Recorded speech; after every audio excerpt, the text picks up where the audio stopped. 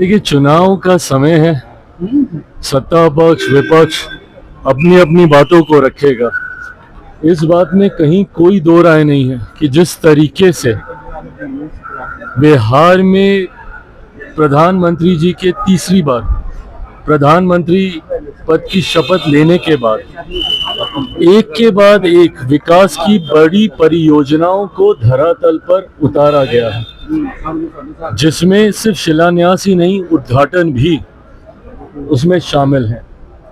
आप पटना का ही एयरपोर्ट देख लीजिए, जहाँ पे हम लोग खड़े हैं। कल पूर्णिया का एयरपोर्ट, एम्स हो, अलग अलग क्षेत्र से जुड़े हुए छोटी बड़ी तमाम परियोजनाओं को इस सोच के साथ कि किस तरीके से बिहार को एक विकसित राज्य बनाया जा सके।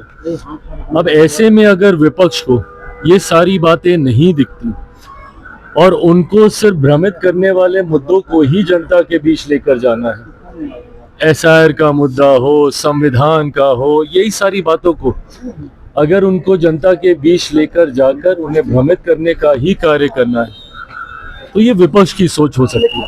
और इसी नकारात्मक सोच ने बिहार का नुकसान किया।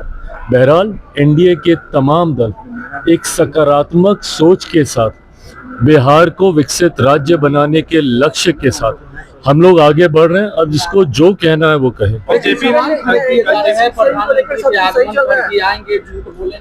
और लोगों को देश के प्रधानमंत्री हैं वो, आप उनकी नीतियों से सहमत असहमत हो सकते हैं, पर प्रधानमंत्री को इस तरीके से झूठा कहना, प्रधानमंत्री के बारे में अब शब्दों का इस्तेमाल करना, चोर चोरी जैसे शब्दों से उन्हें घेरना, मैं नहीं मानता कि उचित है। बहरहाल जनता ने हर बार जवाब देने का काम किया है।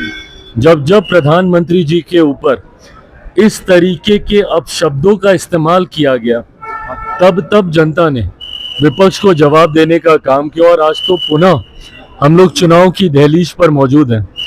ऐसे में एक बार फिर बिहार की जनता ये जवाब देगी कि झूठा, चोर ये कहना सही था या बिहार में एयरपोर्ट, एम्स ये लाना सही था। कह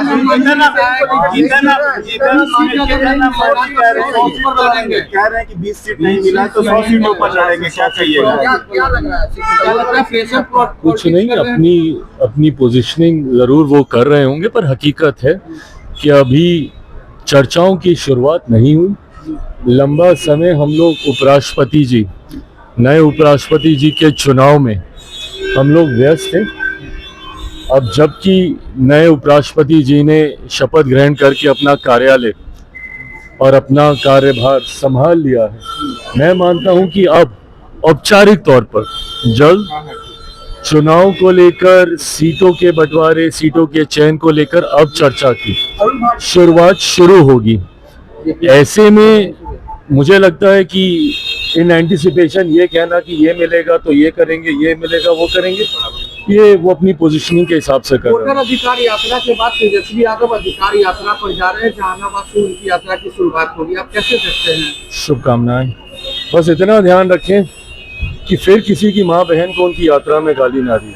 वोट अधिकार यात्रा में उनको अहमियत नहीं मिली, इस वजह से अधिकार यात्रा निकाल रहे हैं। जिस तरीके से उन्होंने किसी दूसरे के पीछे, और वो भी एक ऐसी पार्टी जो पूरी तरीके से कम बिहार में अपना जनाधार खो चुकी है, कांग्रेस के नेता के पीछे वो चलते दिखे, और जिस तरीके से हर जगह उनको साइडलाइन किया गया, उनके लिए गाड़ी तक वो चला ली है, पर उसके बाद भी उनके चेहरे को कांग्रेस के क्या नेता प्रतिपक्ष के द्वारा उनके चेहरे को मुख्यमंत्री पद के लिए घोषित नहीं किया गया।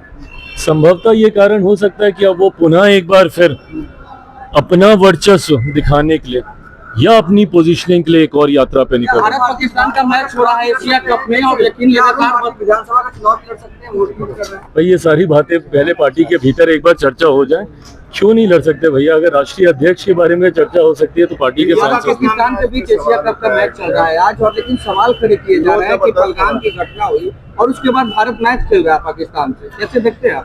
देखिए, ये फैसला अगर आप व्यक्तिगत तौर पे पूछेंगे तो यकीनन उन भावनाओं को ठेस पहुंचती है जिन्होंने अपनों को, और मैं सिर्फ ये मौजूदा आतंकी हमले का मैं जिक्र नहीं कर रहा हूं, निरंतरता में जिस तरीके से पाकिस्तान ने आतंकियों को, आतंकवाद को बढ़ावा देने का कार्य किया, ऐसे में यकीनन जिन लोगों ने उस पीड़ा को झेला है, सहा है, यकीनन उनकी भावनाओं को ठेस पहुंचती है।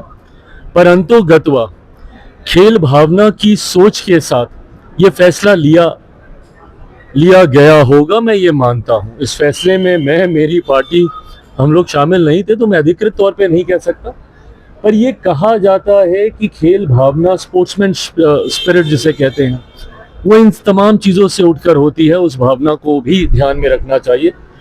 और कुछ ऐसी चीज़ें हैं जिनको सरहदों में नहीं बांधा जा सकता है, संगीत हो, कला का क्षेत्र हो, इन सारी बातों को।